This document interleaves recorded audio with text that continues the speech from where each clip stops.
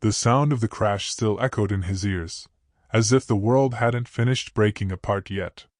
For Sam Taylor, survival wasn't even a thought when he opened his eyes.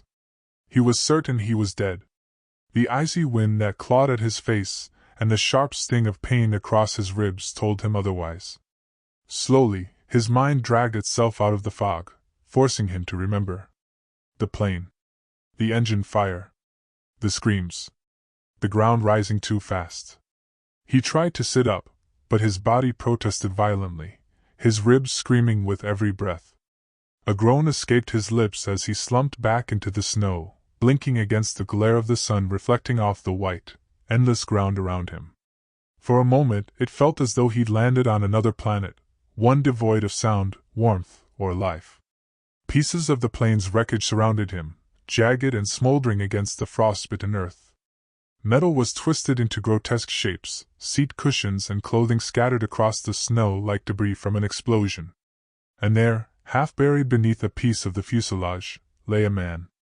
Sam could only see his hand, pale and motionless, frozen in time.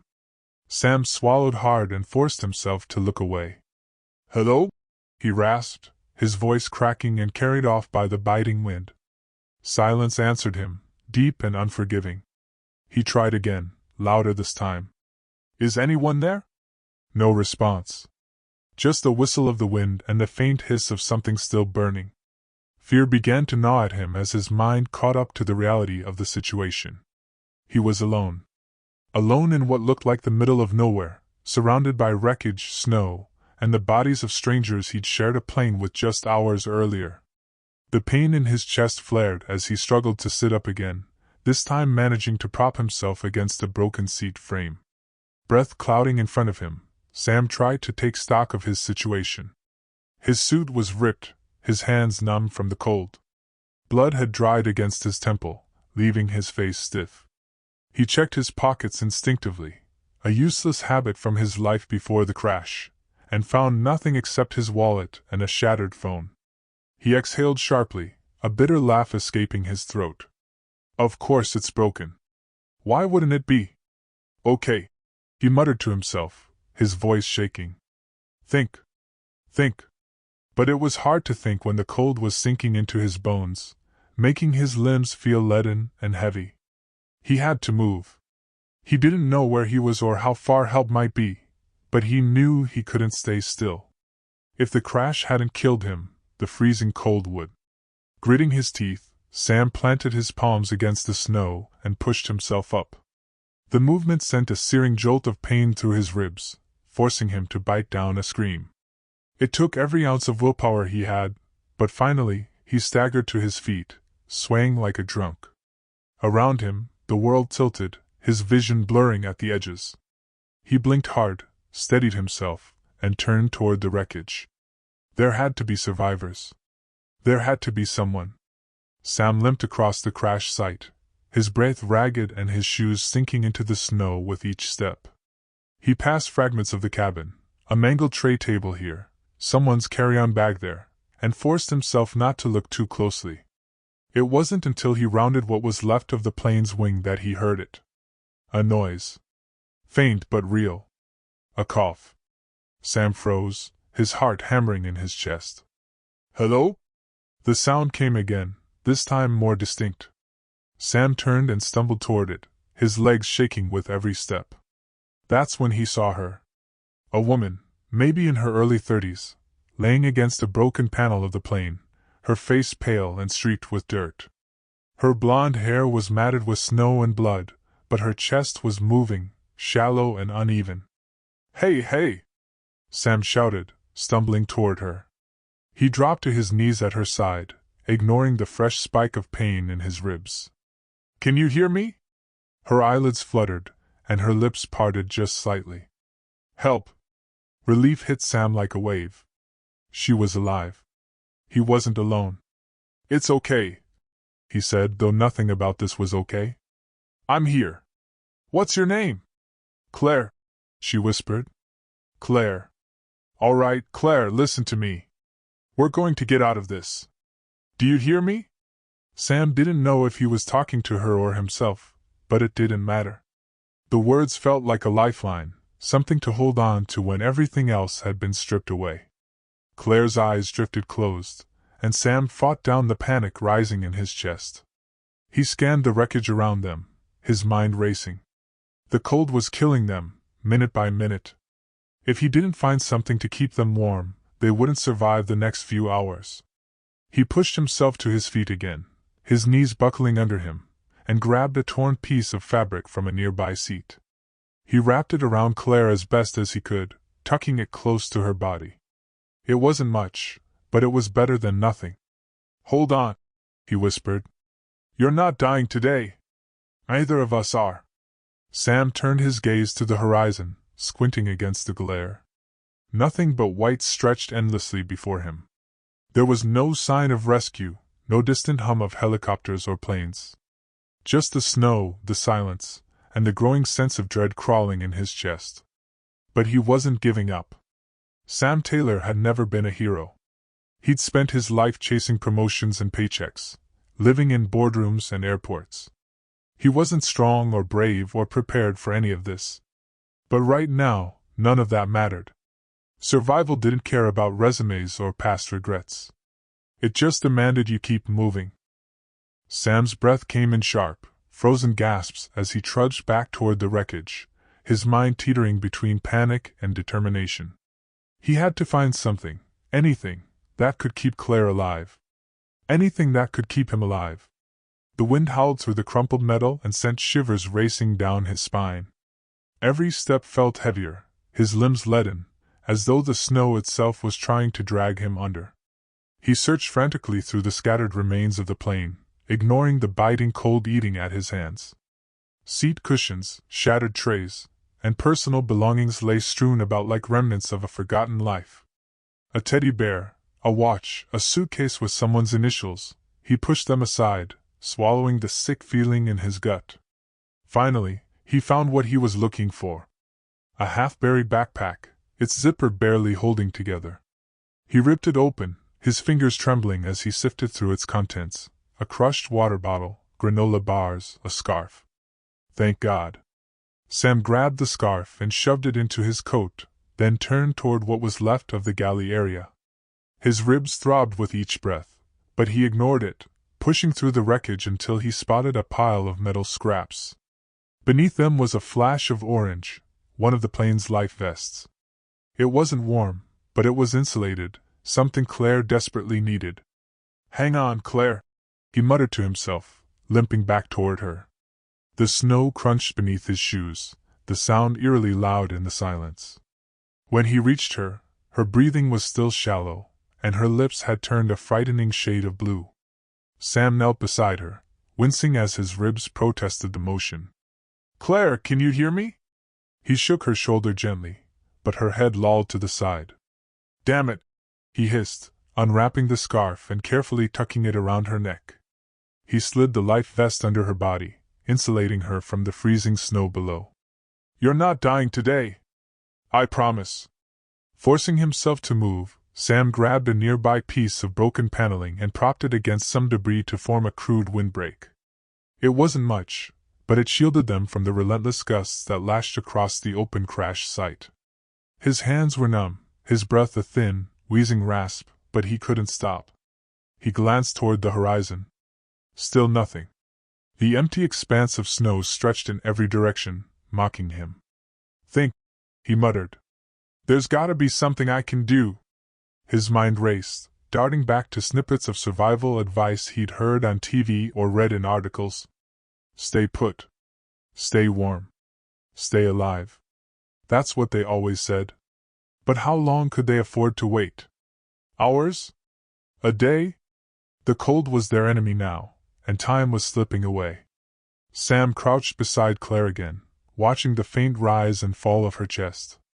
It was both comforting and terrifying, a reminder that she was alive, but just barely.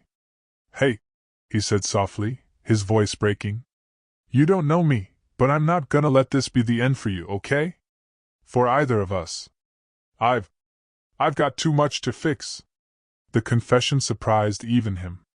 It wasn't like Sam to admit weakness, to admit that his life before the crash was falling apart, his job on the line, his relationships fraying at the edges. But here, in the middle of nowhere, none of that mattered. All that mattered was staying alive. A faint groan pulled him from his thoughts. Sam's head snapped toward Claire as her eyelids fluttered open. "Claire? Hey! You're awake!" She looked at him, her eyes unfocused, confusion clouding her face. "Where?" "The plane crashed," Sam said quickly, his tone calm despite the chaos around them. "We're alive. That's what matters right now." Claire blinked slowly, the reality sinking in.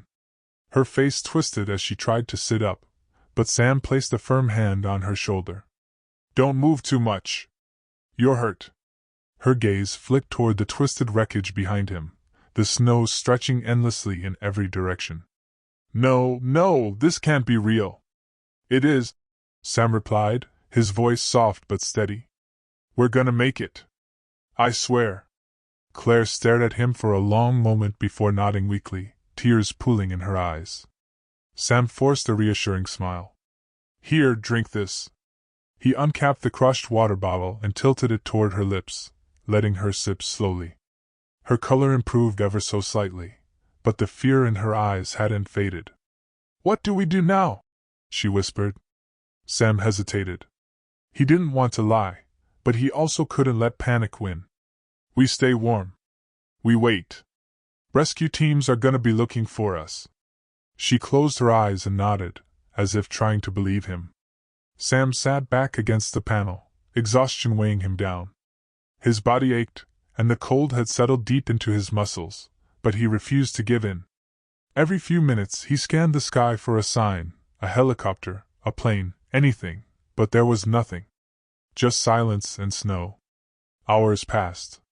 The sun began to dip toward the horizon, casting long, blue shadows across the crash site. Sam's stomach growled in protest, but he ignored it, breaking a granola bar in half and handing a piece to Claire. "Eat," he said simply. Claire chewed slowly, her movements weak. "How do you know we'll make it?" Sam met her gaze. "Because giving up isn't an option." As night crept closer, the temperature began to plummet. Sam could feel the frost sinking into his bones, his hands turning stiff and useless. He pulled what little fabric he could find around both of them, pressing his shoulder against Claire's to share warmth. "Stay awake," he murmured, shaking her gently as her eyes began to close. "You can't fall asleep." "Not yet," she groaned, but he kept talking, his voice firm. "Tell me something about you, Claire." "Anything." She sighed weakly. I'm a teacher. Middle school science." "Science, huh?" Sam forced a grin. "You probably know more about surviving out here than I do." Claire managed a faint laugh, a small spark of life in the darkness. "Not this kind of science." "Fair enough," Sam replied. "We'll figure it out together then." The wind picked up, a low, howling moan that rattled through the wreckage. Sam tightened his arm around Claire, his teeth chattering violently. Each passing moment felt like a battle, one they were barely winning. As the stars emerged above them, Sam gazed up at the sky, the vast emptiness making him feel impossibly small. But deep inside, something burned, a refusal to let this be the end. "We're getting out of here," he whispered into the night. And somehow, against the odds, he believed it. The cold night dragged on like an endless sentence, each passing second chipping away at Sam's resolve. He fought to stay awake, his eyelids fluttering as fatigue threatened to consume him.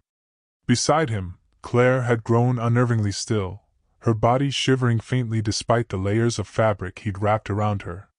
"Claire," he whispered, giving her a gentle nudge.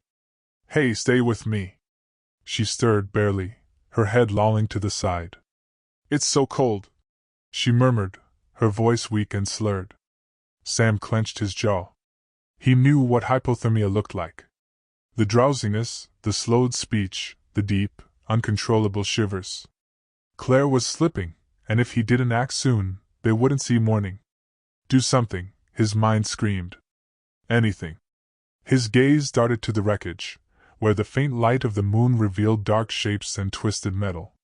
If he was going to find something to help her, More insulation, maybe a fire starter. He needed to do it now. The idea of leaving her alone terrified him, but staying put would be just as deadly. Claire, I'll be right back, okay? I promise. She didn't respond. Sam swallowed hard, his throat dry, and forced himself to his feet. Every muscle in his body screamed in protest, but he ignored it. The wind hit him like a wall the second he stood, stinging his face and freezing his breath. He wrapped his arms around himself and moved back toward the wreckage, stumbling through the snow like a man walking in a dream. The fuselage was partially buried in a mound of snow, its twisted frame groaning under the force of the wind. Sam climbed over a jagged piece of metal, nearly losing his footing, and dropped down into what remained of the cabin. His flashlight flickered, its beam weak and feeble, but it was enough.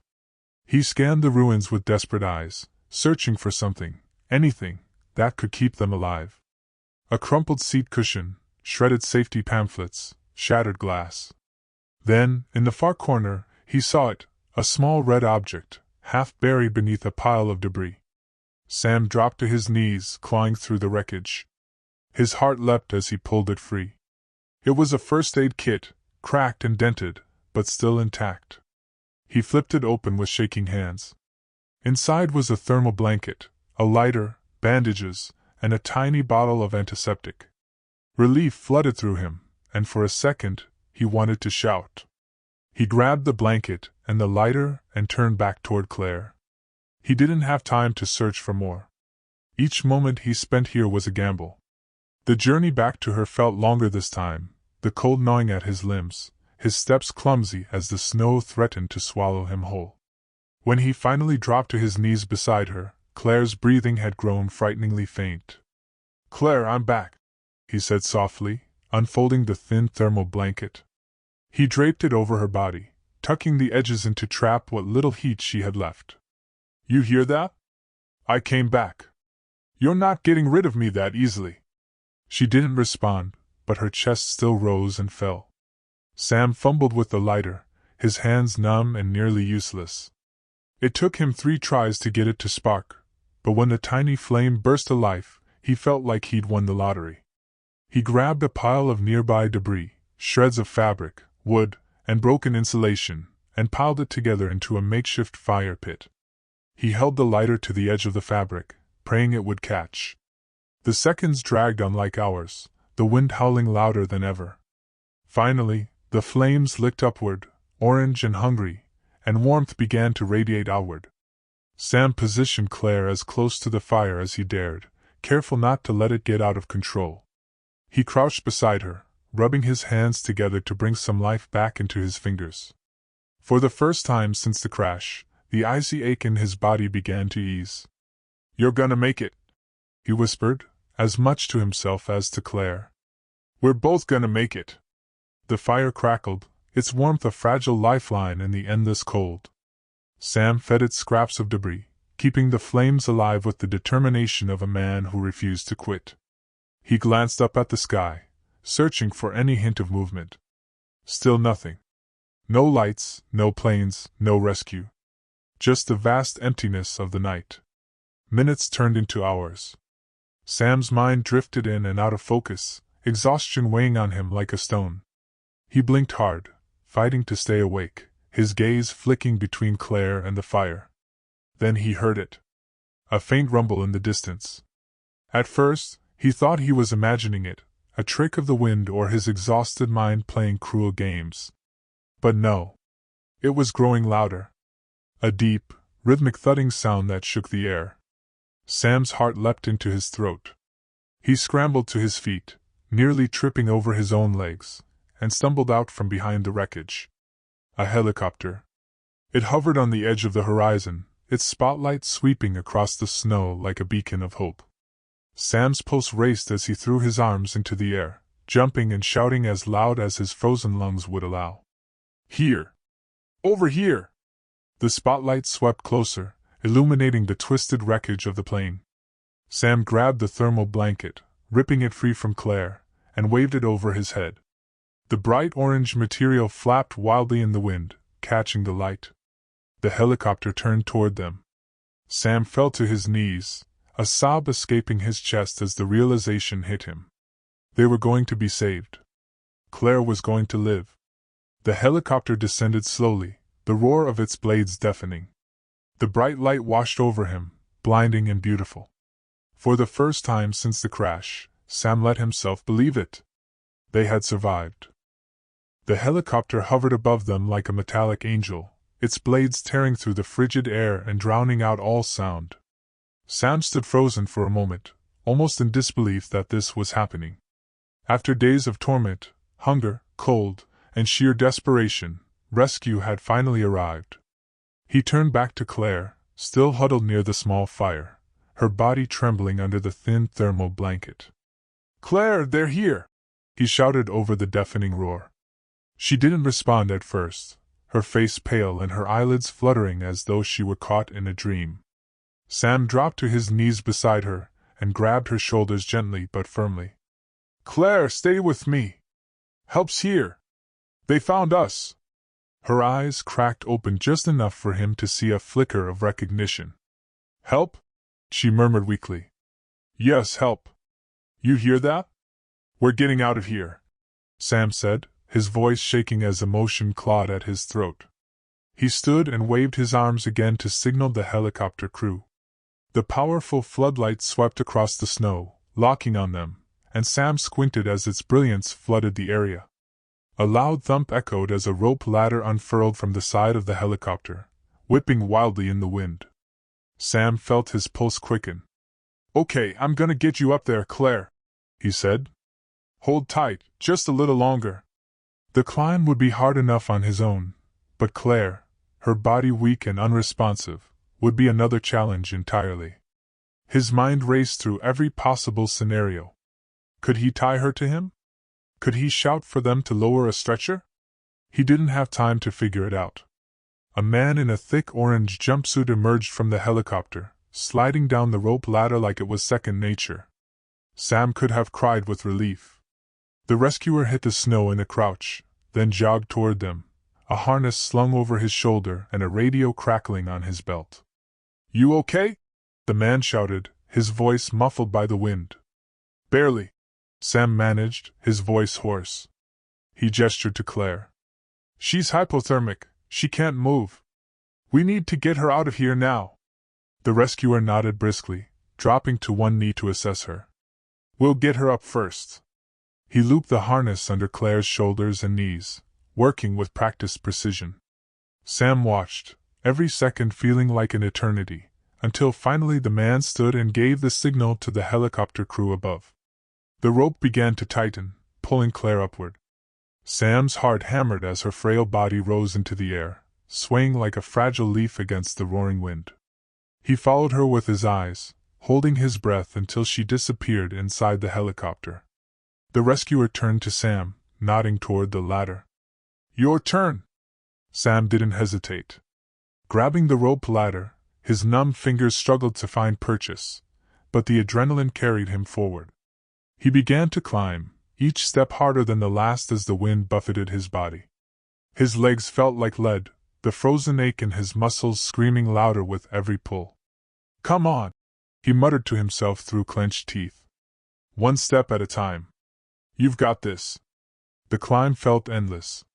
The helicopter seemed impossibly far away, swaying in the stormy winds, but he kept moving. He thought of Claire, her pale face, her whispered words of despair, and forced himself to go faster. "She needs you. Keep going." Finally, after what felt like hours, Sam's hand reached the lip of the helicopter's open door.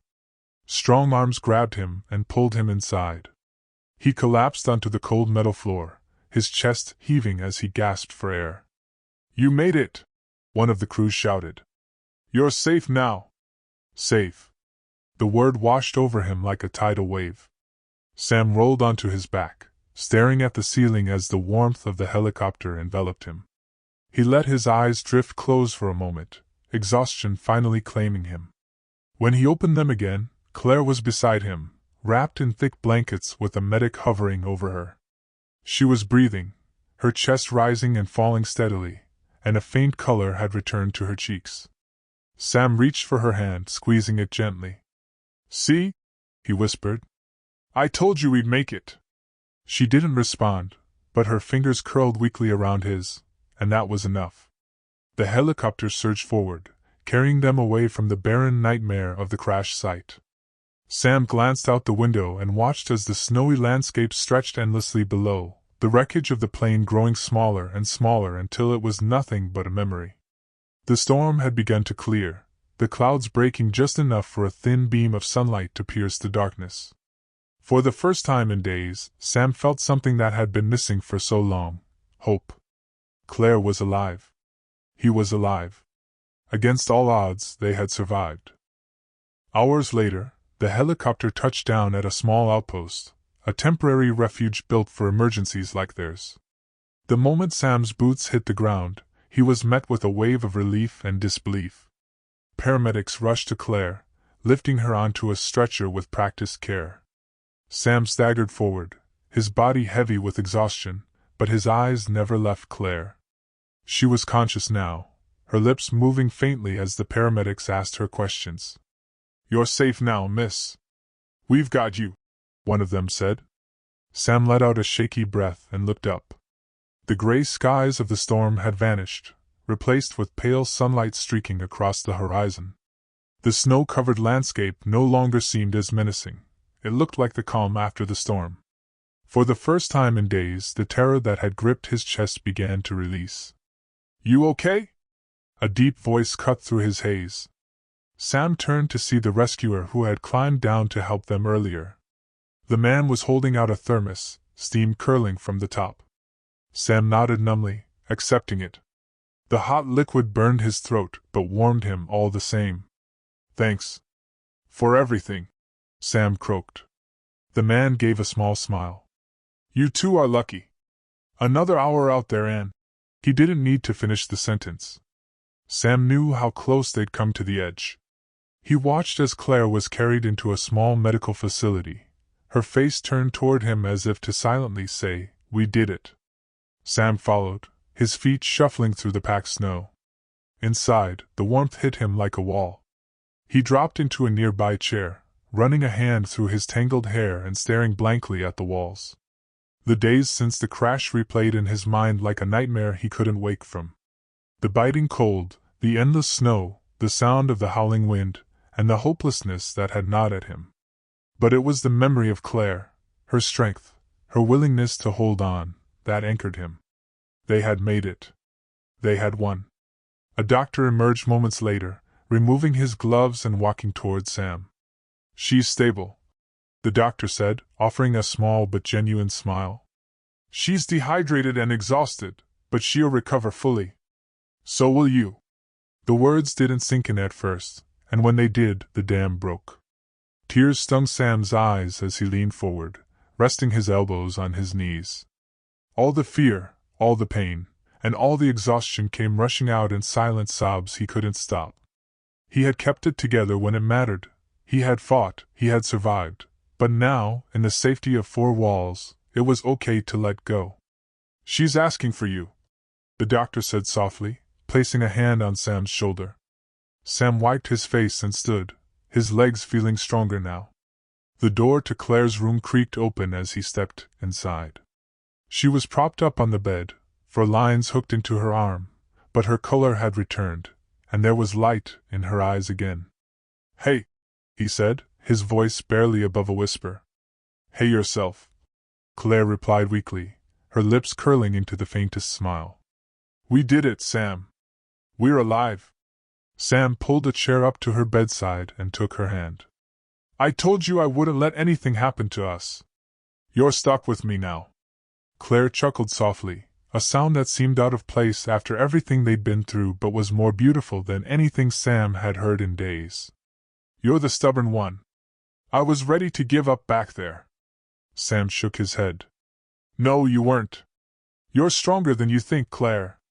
For a moment they sat in silence, the steady beeping of medical monitors the only sound. Sam let his gaze drift to the window, where the sunlight glimmered off the snow like a million tiny diamonds. That frozen wasteland, the place that had tried to break them, seemed so far away now. Do you think anyone will believe us? Claire asked suddenly, breaking the quiet. Sam grinned faintly. Probably not. We'll sound insane. Claire's smile widened. Good. Let's make it an unbelievable story, then. Days later, after news of their survival had spread, Sam and Claire sat together in the Outpost lounge, sipping hot tea as reporters clamored for interviews. Their harrowing escape from death had captured headlines across the country. Words like miraculous and unbelievable were tossed around, but Sam and Claire knew the truth. Survival wasn't a miracle, it was a fight. As the reporters swarmed, cameras flashing and microphones shoved toward them, Sam leaned over to Claire. You ready for this? She nodded, her expression steady. We survived the impossible. We can survive this, too. The two of them shared a small laugh, one born of relief, gratitude, and resilience. They would tell their story, but only they would truly understand the weight of what they had endured. The nightmare had ended. The fight was over. But in that moment, as sunlight poured through the windows and the warmth of safety surrounded them, Sam knew one thing: no matter what life threw at him from now on, he could face it. Because when you've fought the impossible and survived, nothing ever feels impossible again.